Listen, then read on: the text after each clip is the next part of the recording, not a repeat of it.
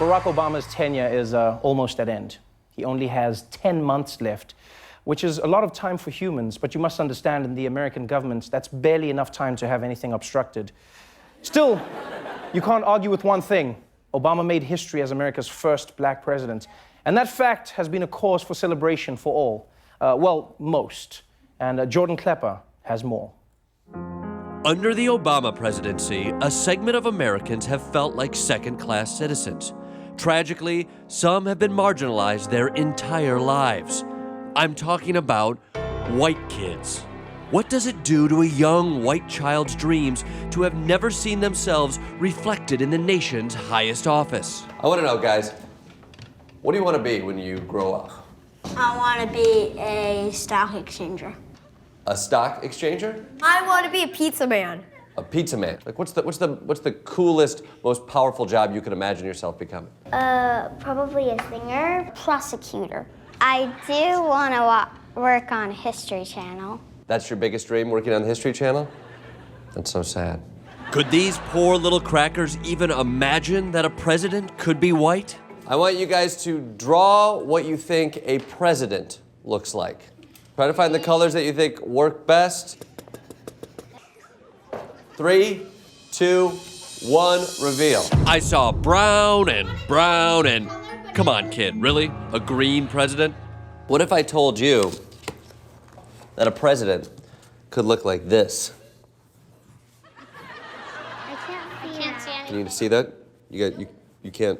It's a white crayon. Well, imagine a president could look white, is what I'm saying. That we could have a white president. It's hard to be a president. You have to, do so many things. But Francesca, what I'm saying is that you could be president. You don't have to think you can't do it. I'm not saying that all white people are bad, but some of them are. I feel like this is this white self-hatred where you don't think you can be great. Luckily, with Ben Carson dropping out of the race and Hillary and Donald leading the pack, there's a good chance the next president will be whiter than a game of ultimate frisbee at Downton Abbey. This is an exciting time for you guys. You guys have never known a white person in a position of power.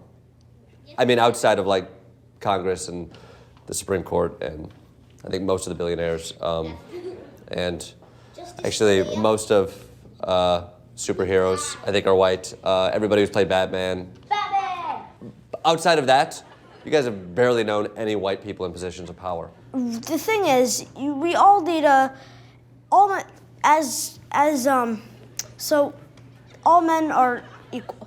So we have the dream of being president, and that's great. We should be president too. So I'm saying white people can be presidents too. Yeah. I mean, if we're at the point in our lives where we can have a white president, we might be able to one day have a white Oprah.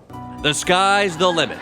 And if I could get these milky white Poindexters to sound presidential, maybe they'd actually start believing it. The only thing we have to fear is fear itself. The only thing we have to fear is fear itself. Read my lips, no new taxes. Read my lips, no new taxes. We're gonna build the best wall. We're gonna build the best wall. And who's gonna pay for it? And who's gonna pay for it? Mexico. Mexico. Wait, what? Ah, yes. We were teaching them a valuable lesson. It doesn't matter about the color. It matters what's on the inside. Black, white, deformed face. It doesn't matter. Yeah, I can imagine a white president, I can imagine a black president, I can imagine any kind of president. Mission accomplished. And soon enough, these kids will finally have a role model in the Oval Office they can look up to. Except for one small problem. I refuse to vote for Hillary Clinton because she broke the law. She used her own private computer to talk about governmental stuff, so she should get arrested. That was over. This is over. It's over. It doesn't matter anymore. It's not like she murdered somebody. Should we let every past broken law pass? Okay, maybe they just lean a little more to the right. Rubio, Cruz, and Trump, I think they all act like a bunch of kids. They act like people in preschool. And you should know, because you were in preschool 4 years ago? Yeah. They're fighting over a bunch of nothing, and if they want to do that, then they should at least go to Jupiter or something. America's one of the biggest countries in the world. You don't want to act like a bunch of children when you want to become a president like that. Are you afraid a white president might mess it all up and we'll only have black presidents from now on? It depends which white president. Okay, well, Ooh, get ready for Cory Booker in 2020.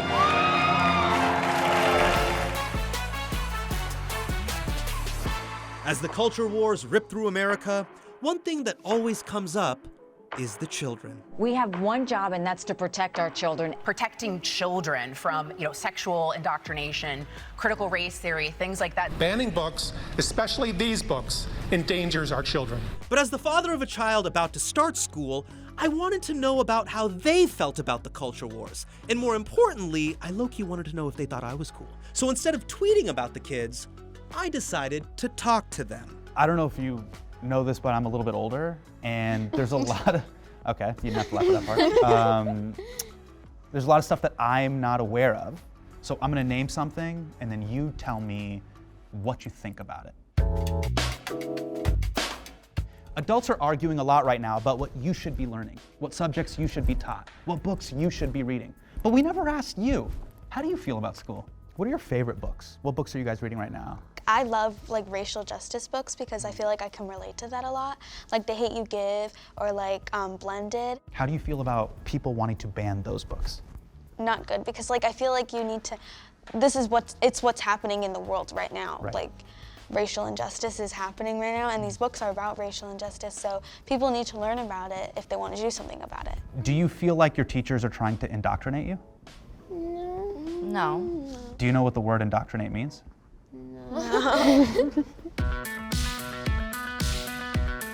Brentley, let's talk about this. Thoughts on the president and the current administration? I think it's good. Yeah, I like it. I feel like he's a lot better than Trump, in my opinion. Sure. I feel like he's not the best president. We've definitely had better presidents, but he's a big step up from Trump. What about this era feels different from other presidential He's definitely terms? older than other presidents. How old is too old to be president? Too old to be president is an age where you're scared that you might not live to see the next day because a country is depending on you to run them. Also, as long as you don't have any mental health problems, say you have dementia and you're sort of losing your memory a little bit, and people with dementia, they're perfectly good people, but they're probably not the best kind of person to run a country because they might not remember everything. Yeah, you're eerily describing what Joseph R. Biden is going through right now. Now, sometimes people say, when you criticize people of a certain age that are older, that could be ageist. Hey, you can't do that because of your age, but that happens all the time with you. Yes. People tell you can't do things because of your age. What's something adults tell you that's ageist? I feel like it's always something to do with when I go to bed. What time's your bedtime? Mostly 8:45, that's what they want it to be. But I feel like there's studies that show you only need 8 hours of sleep. What would be the time that you want? Give me a time, let's pitch, let's work this out. What time do you want to go to sleep? Only 30 minutes after Let's try it. I'm gonna be your dad, and I'm gonna tell you go to bed, and you tell me, Quinn, go to bed. Young man, it's 8:47 p.m. That's Asian. I like that. A lot of the things that I'm talking about right now, you don't have a lot of control over, but there is something you do control: culture. So let's talk about pop culture. Elon Musk. Billionaire. Huh? He owns Tesla and SpaceX. Twitter, Twitter, yeah. Do you think he's doing a good job running Twitter?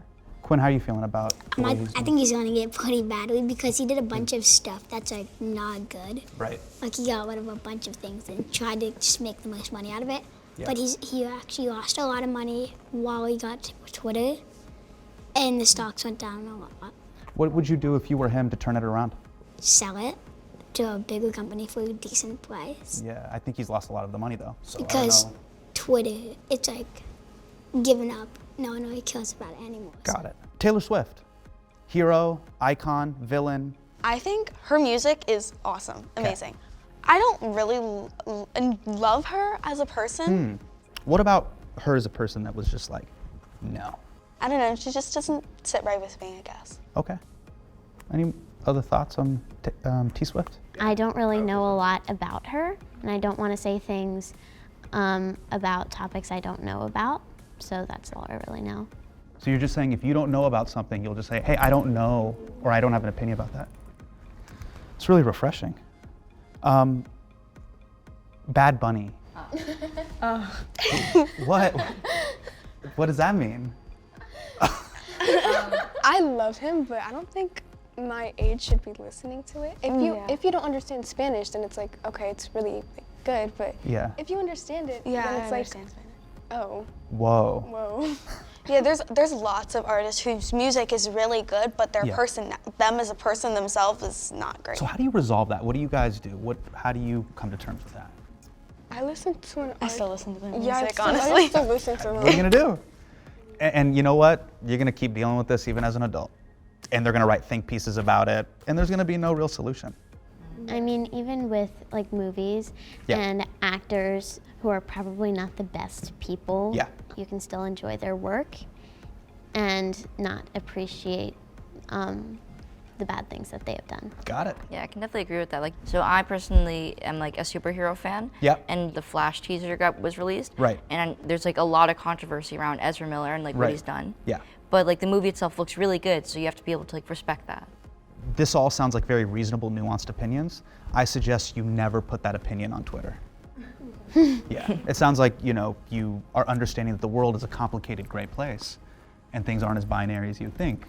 And I'm just giving you fair warning from the future. People aren't going to want to hear that. So, are you going to go to the movie? I might just kind of wait until it goes on streaming, something like that, probably. Got it. Is that because of Ezra, or just because? Just because, I mean, I'm not sure that I want to go to the movie for that. Or it's just. I'm kind of more of like a stay-at-home type of guy. Okay. Yeah. When you're a member of society, you have to pay taxes. How much should you pay in taxes? Like what percentage? It should really depend on like if you're a billionaire and like you pay less taxes than. But what about you personally? Like if you had a fruit by the foot, how much of that fruit by the foot should go to the government and how much should belong to you? Maybe like below 25. Below 25? Yes. Yeah. 25 and below. Yeah, the Candy Cayman Island over here? You got like a little place where you're... 25 at most, I would say, 25. and then below. This is a fruit by the foot, okay? Quinn, let's talk about it. You're a member of society. You're gonna get a paycheck one day. You're gonna see a number on it. It's called gross, but that's not gross. You know what's gross? The number below it. It's called net. There's another thing called FICA. That's what's making your net happen. We can get into that later, but it's really gonna FICA you over. Now, looking at this fruit by the foot, how much should the government get, Quinn? Probably like 30%, I don't know. 30%. So up to here? I'd say that's like 30. Lower. Lower? I think. You want it lower, Sophia? No, I think that's like 30. So right here? 25 is That's reasonable. like 25? 30. 25? 30. 25 is reasonable. So nothing over 40%. Nothing over 40. Yeah. Oh, wait, 40 is way too much? Wait, no, I'm learning this in math. No, wait, 40 isn't that much. 40's like right here. 40's a lot for tax. It's 40, but that goes to schools, roads. Oh, that makes me feel guilty. But it's coming from Now you feel guilty, right? Depends on your income. You want to be an active participant and a good participant in a society? It's got to match what was happening in the 70s and 80s. We're going to go 80%. That's yours. This is yours. This goes to schools, roads, highways, etc. Now, if you take this, you're a good person. But if you don't, you're a part of the problem.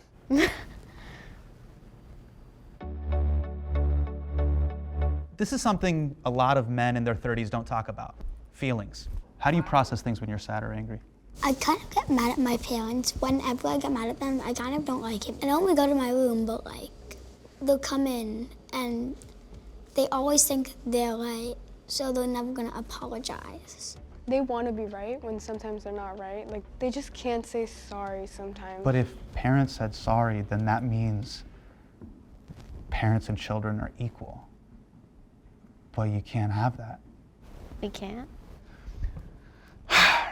Do you have any advice for just like a hypothetical adult that sometimes feels overwhelmed and at times doesn't believe in themselves and think they're not good enough? Maybe like take a break, go do something fun with like some people you know, and then try to go back to it and try to go out with your friends. Or Go out with your friends. What if the hypothetical person is 37 years old and men of that age don't really hang out with one another? I would say this hypothetical person, if you're trying to like convey your feelings without feeling any pressure, maybe you should seek a therapist for that.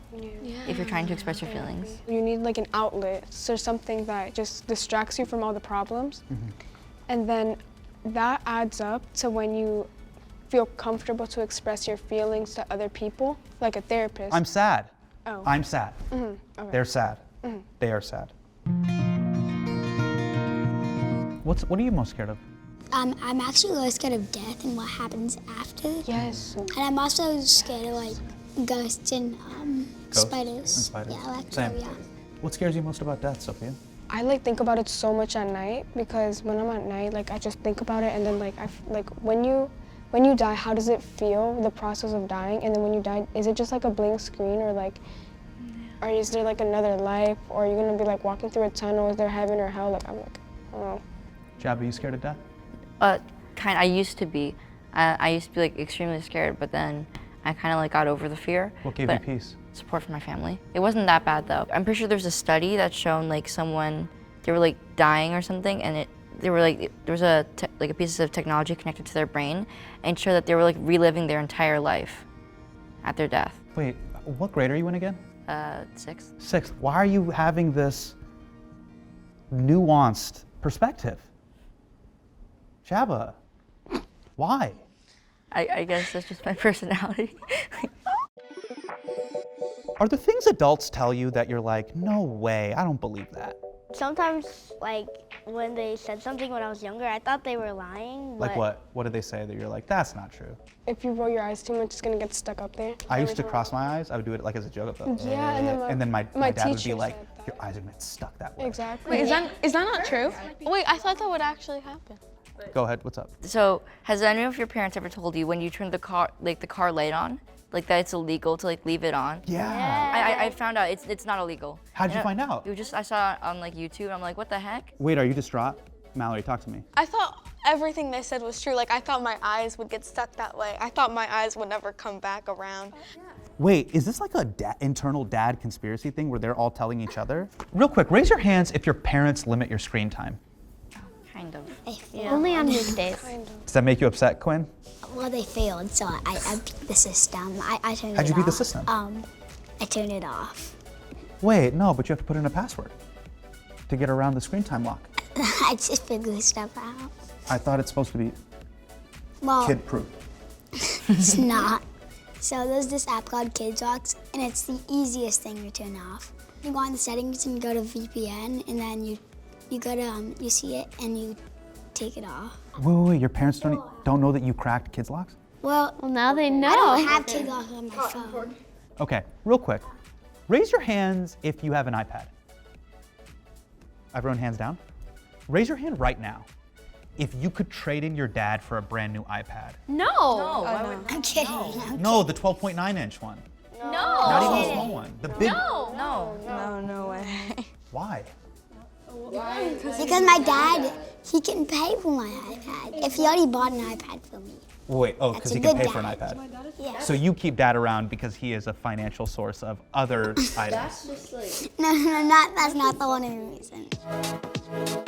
Let's talk about social media. Are we on social media? TikTok, Instagram, Facebook, Twitter? I feel like Twitter's old. I think it's like for old people. Yeah, for old people. Really? It's turned into like, you know how like Facebook like died? Twitter is kind of like dying. Twitter has a more, it's kind of known for being more toxic. I feel like having a more toxic or something like that. Yeah, so. Yeah, it's very toxic. Got it. What does toxic mean? It's someone that like doesn't like you, and they've kind of point out like maybe some insecurities about you and stuff. Or talk bad about you. Yeah, behind your back. It's kind of like saying negative things, being negative towards other people. Could you survive if someone took your phone? No. Yes, entirely. Because I don't have my phone right now. Because there's like so many other things you can do just like outside of your phone, just like activities. Yeah. Yeah, I'm. What? What does that mean? I don't know. I survive without my phone. Why? I feel like my phone is just like, it's like, if I need help, I could call the police. The police? My dad is obsessed with Twitter. Do you think Twitter's good for him? Maybe a little less would be good, but I don't think it's getting out of hand. Got it. Do you want to join Twitter based on the way your dad uses it? Not really. I don't have much interest in social media. Are your parents on the phone too much? I feel like my dad always says I'm on the phone too much, but kind of every time I look at him, he's always on like Slack or something. I just want to tell him, get off your phone, Dad. Get it off your chest. This is your chance to tell us off. Go to that camera and just tell them what's up. Get off your phone, Dad. You need to maintain a better work-life balance. You heard him, parents. Stop watching this on your phone and go hang out with your kids. In the last few decades, women have made big strides in the workplace. We're no longer getting harassed while wearing big, ugly shoulder pads. It's 2023. Now we're getting harassed while wearing super cool big shoulder pads. Needless to say, corporate women still face challenges. When it comes to the CEOs of the largest companies, women are still vastly underrepresented. There are currently 38 female CEOs at the S&P 500, and women CEOs are 45% more likely to be fired than their male counterparts. There's also evidence that women who are appointed to the top job aren't necessarily set up for success. High-level women are often promoted during a time of crisis. It's a phenomenon called the glass cliff. Women who negotiate are 67% more likely than women who don't to receive feedback that their personal style is intimidating to aggressive or bossy. When women have a child, their earnings decline for each child by 4%. Wow. Whereas men, there's a fatherhood bonus, and they actually earn more. When they have children, it's called a motherhood penalty. That's right. It's really hard to be a woman in the corporate world. And they didn't even mention the fact that the office is always so freaking cold. It's no wonder women have to work harder. It's the only thing that will keep us warm. With all the challenges women are facing in the workplace, I thought it was important to offer some mentorship to the next generation of female leaders. Take a look. Hi, everybody. Hello. Hi. My name is Desi, and today I'm going to tell you how to climb your way to the top of the corporate ladder just like the boys. And sometimes it means playing dirty, and sometimes it's going to be an uphill battle. All right? Look to the person to your right. Now look at the person to your left. Okay, we're still learning rights and lefts. By the end of today, only one of you will remain. Evelyn, yes. We don't want to be boys, but we should be like the boys. Not in a way that we're like the boys, but we're going to be like empowered women. Then we're going to get dreams accomplished. Then we're going to get money. Then we're going to put in our bank account and get more money. Yeah, because you worked for it. And I think, what is the key takeaway? Is that we want to beat the boys. Yeah, but we want to fill our pockets with money. Okay, who here knows what a CEO is? Me! No! Me! Nobody knows. B, you're up. You want to be a CEO? You sure? Do you know what a CEO is? No. Chief Executive Officer. I have no idea what that means. The boss. So you're you know how a teacher is the leader of the classroom? Oh, yeah. And they're in control of everything happening in the classroom? Oh, yeah. It's just like that, except they don't have to pay out of pocket for office supplies. So, okay, part of making it to the top of corporate America is knowing how to negotiate for yourself. Do you know what that means? No. No. What does it mean to negotiate? Okay, the most important thing about negotiating for a raise is that you're touting your accomplishments. What chores have you been doing lately? Have you been adding value to your family? Have you been, say, helping your brother tie his shoes? That's mentorship. I don't know how to tie shoes. Do you know how to slip on a pair of pumps? Yes. Then it doesn't matter. Okay, do any of you want to be mommies? Mommies? Yeah. Okay, wonderful. That'll be $40,000 up front. What do you mean? It's called the mommy tax. Nobody has that kind of money. What about 9,000? I like the attempt to negotiate, but no, it's a hard and fast 40 grand. Whoa. Okay, there are two types of CEOs. Has anyone here heard of Elizabeth Holmes or Anna Delvey? Is Anna Delvey the person who was pretended to be like a Russian heiress or whatever? Why, yes, she is. You are my prize student. Here's the lesson we learned. You only know the names of the women who have done illegal things. Okay, Belle, congratulations. You are now our new CEO. You now get to clean up the mess that the previous CEO made. What? But you said being a CEO was good. Yes, it is, but it's not always fair. I'm keeping the bag, but I'm not cleaning that up. And that is how you negotiate.